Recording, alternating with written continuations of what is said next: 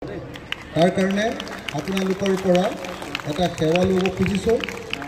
জুবিন দাই কেনেকৈ যুঁজি আছিলে আপোনালোকে সকলোৱে জানে।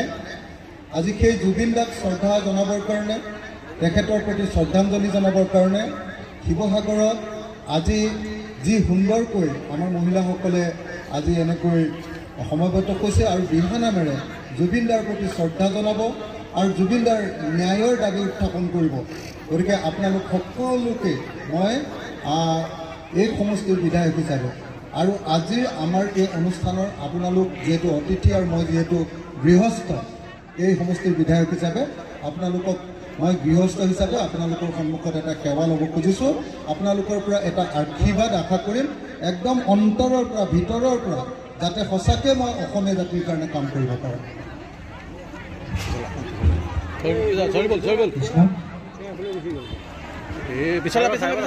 কৃষ্ণ সকলো আহে আশীৰ্বাদ কৃষ্ণ হৰি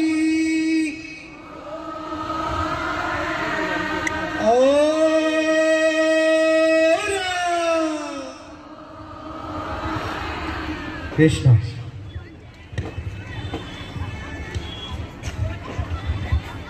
আমি যুগলপুৰ সাংস্কৃতিক কলা কেন্দ্ৰৰ উদ্যোক্তাসকলক